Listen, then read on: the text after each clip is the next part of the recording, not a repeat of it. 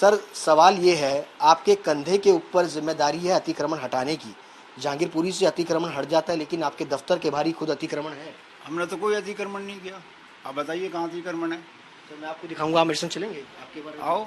दिल्ली नगर निगम की सड़कों से अतिक्रमण हटाने की जिम्मेदारी जिन लोगों के ऊपर है, उन्होंने ही किस तरीके से अपने घरों दफ्तरों के बाहर अतिक्रमण कर रखा है, इसी की पड़ताल करने के लिए आज तक की जो टीम है वो उत्तरी दिल्ली नगर निगम के जो पूर्व महापौर हैं उनके दफ्तर के बाहर पहुंची है।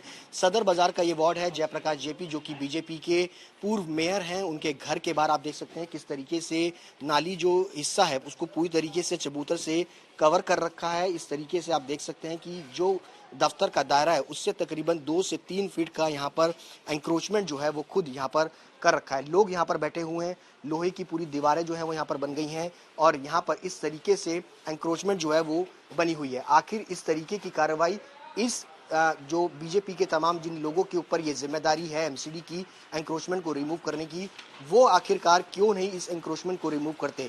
हमारे साथ दफ्तर के अंदर खुद जयप्रकाश जेपी जो है वो यहाँ पर मौजूद है। सर सवाल ये है, आपके कंधे के ऊपर जिम्मेदारी है अतिक्रमण हटाने की। जहांगीरपुरी से अतिक्रमण हट जाता है, लेकिन आपके दफ्तर के बाहर ही खुद अतिक्रमण है। हमने तो कोई अतिक्रमण नहीं किया। आप बताइए कहाँ अतिक्रमण है। तो मैं आपको दिखाऊंगा, आप मेरे संग चलेंगे आपके बारे में। आओ। हम तो लोगों के सेवा के लिए यहाँ बैठे हुए हैं। लोग सुबह से यहाँ आए हुए हैं। लोगों का हम फॉर्म अटेस्ट कर रहे हैं, किसी की सफाई करा रहे हैं, किसी का कूड़ा उठवा रहे हैं, किसी का नहीं, वो तो ठीक है, लेकिन आप ये देखिए आपके दफ्तर के बाहर ही 2 से 2.5 फीट के आसपास का ये पूरा इंक्रोचमेंट जो है वो बना हुआ है।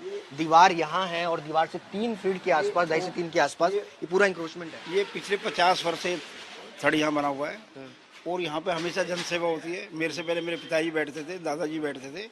यहाँ लोग जब अंदर जगह नहीं होती तो यहाँ छाया में बैठते हैं। मगर ये अतिक्रमण नहीं, ये अतिक्रमण नहीं है। और लगता है अतिक्रमण तो हम खुद हटा देंगे इसको।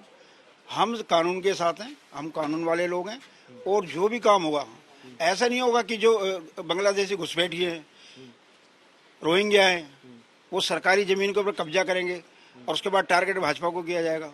ये सरकारी जमीन पे कब्जा नहीं, ये सरकारी जमीन पे कब्जा नहीं, मेरी अपनी जगह है। और अगर किसी को इससे पेट में दर्द है, तकलीफ है तो मैं उसको खुद हटा दूंगा। लेकिन हम कानून के साथ हैं। ये सारे के सारे लोग बैठे, इनसे पूछिए, ये वर्षों वर्ष यहाँ बैठते आ रहे हैं।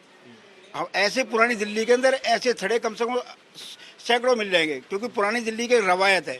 लोग सुबह शाम गली मोहल्ले में जो इस तरह के थड़े बने होते हैं वहाँ बैठ कर चाय पीते हैं। वहाँ लोग अखबार हैं कि अगर ये गलत है तो उसको आप हटवाएंगे। नहीं, बिल्कुल हटवाऊंगा।